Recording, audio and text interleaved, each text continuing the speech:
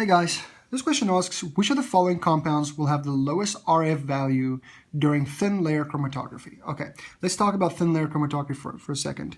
Basically what you do is, you have, say you combine compound A plus B and you're trying to make compound C, okay? Now what you do with thin layer chromatography is you have a little plate like this, okay? And then what you do is you pull a little line with a pencil. Oh, by the way, the little glass plate has a coating of silica gel on it. Okay, so like it's a dry silica that sticks to the plate. Okay, and basically what you do is you will take this and you'll spot some compounds, right? Various compounds onto the line. I'll talk to you in a second about which ones you'll use. So you'll spot some compounds on the line, and then you'll put this in a container that is containing. Sorry, my drawing's now all lopsided. Let's do it this way. Like this, and then you'll put this in a beaker of some kind. Maybe not always a beaker, maybe just a small little, glass container or something. And here's the bottom of it. And then what you do is here you have a little bit of solvent, tiny little bit. You always want to make sure that the solvent layer doesn't go above the place where you spot. Okay.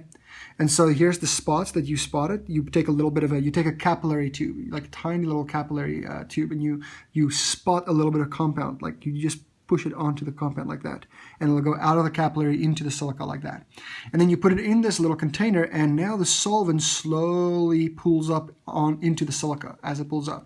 And as it pulls up, it pulls these compounds with them.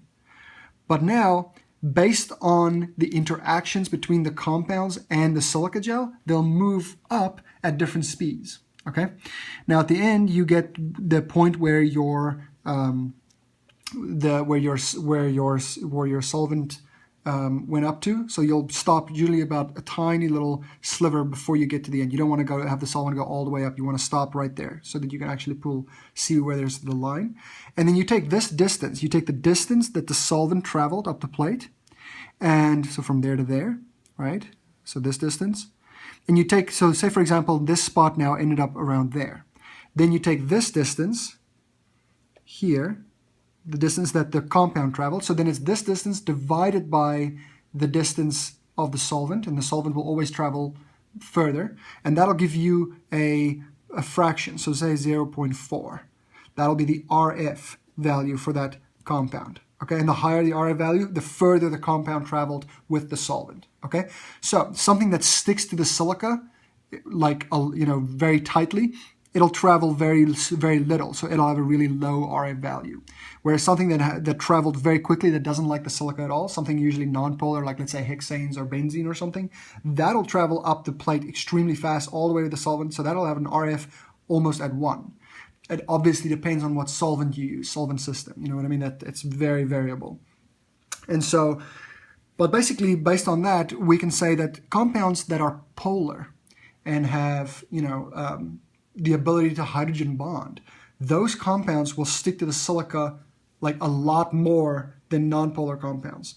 And based off of that, if I look at my answer choices here, I can say that A is going to be my correct answer, because these amine groups will bind to that silica gel very strongly, and it'll be very difficult to get it to move through there. It'll probably smear as well. It'll probably make like a big streak as it moves through there. The chlorine, this is a polar compound, sure, but it's not going to stick to the silica gel as well. Same goes for the NO2. This amine would be great as well, but there's 2 amines here, so therefore D will be out and E will definitely be out. So the correct answer is answer choice A, because that will move very slowly up the plate as opposed to the others, and therefore the dot will be very low, and therefore the RF value will be extremely low. And we're looking for the lowest RF value. Okay. All right, guys, I hope this makes sense. If you're confused by any of these questions on here that has anything to do with lab stuff, my general suggestion to people is go on YouTube and just enter thin layer chromatography. Watch someone do it.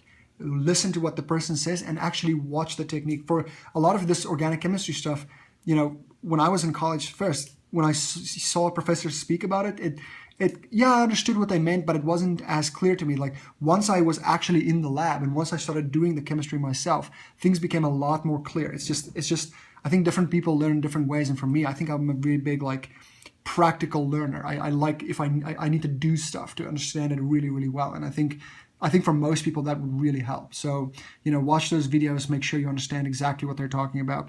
If you have any questions on this, if there's anything you feel like you don't really understand well, send us an email. We'd be happy to respond and explain things in more detail. Thanks for watching this video, guys. We will catch you in the next one. Have a nice day.